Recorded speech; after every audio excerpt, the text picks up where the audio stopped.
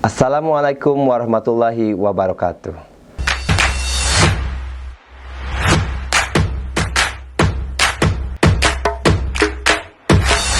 Salam Jabar Juara lahir dan batin. Adik-adik, kali ini kita akan membahas tentang proses pembuatan urin. Kalau adik-adik perhatikan, mengapa urin itu berwarna kuning? Nah, kali ini kita akan membahas secara detail bagaimana proses pembuatan urin itu sendiri.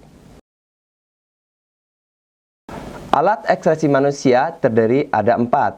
Yang pertama ada hati, yang kedua ada paru-paru, yang ketiga ada kulit, yang keempat ada ginjal. Ginjal berfungsi untuk mengeluarkan urin. Lalu, apa isi urin itu sendiri? Yang pertama tentu saja ada air, yang kedua ada bilirubin, yang ketiga ada urea, dan yang keempat ada sisa-sisa zat yang tidak dibutuhkan.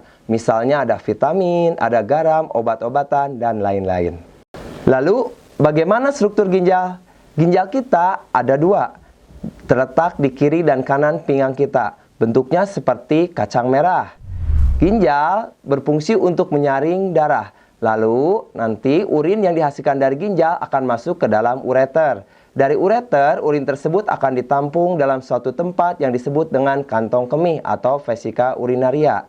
Setelah penuh, maka nanti urin akan dikeluarkan melalui saluran ureter ke lingkungan. Bagaimana struktur ginjal kita? Bila kita membedah ginjal kita, maka terdapat 3 lapisan. Yang pertama, ada korteks pada bagian luar. Yang kedua, ada medula. Dan yang ketiga, ada pelvis. Lalu, ginjal sendiri itu isinya sebenarnya apa? Bila kita perhatikan dengan mikroskop, maka ginjal terdiri atas unit terkecil yang disebut dengan nefron. Nefron inilah yang berfungsi untuk menyaring darah kita dan menghasilkan urin. Nefron tersusun atas berbagai struktur. Yang pertama ada yang disebut dengan glomerulus. Fungsinya untuk memfiltrasi plasma darah. Yang kedua ada yang namanya tubulus proksimal. Yang ketiga ada lengkung Henle. Yang keempat ada lengkung distal. Dan yang kelima ada tubulus collectivus. Nah, lanjut ke tahapan berikutnya. Bagaimanakah tahapan pembuatan urin? Tahapan pembuatan urin terdiri atas 3 tahapan. Yang pertama ada yang disebut dengan filtrasi. Filtrasi adalah proses penyaringan plasma darah. Terjadi di glomerulus dan menghasilkan urin primer. Urin primer ini tidak mengandung protein dan sel darah merah. Jika terdapat protein dan sel darah merah di dalam urin, maka sudah terjadi kerusakan di glomerulus.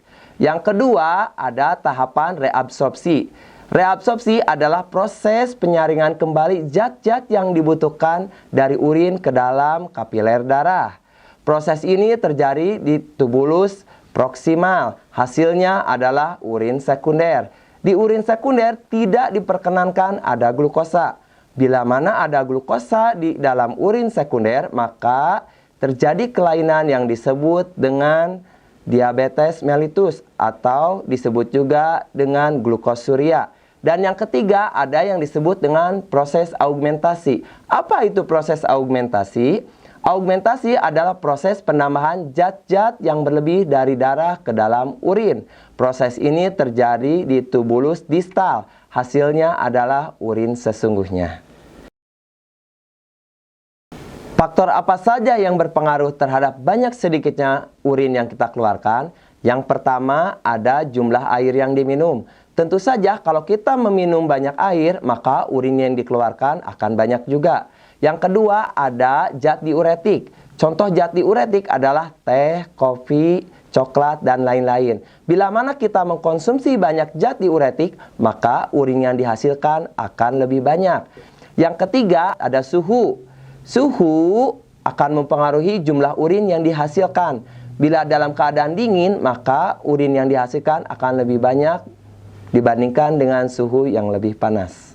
Oke, adik-adik, demikian penjelasan tentang proses pembuatan urin. Sampai jumpa lagi pada materi-materi biologi berikutnya. Salam Jabar Juara lahir dan batin.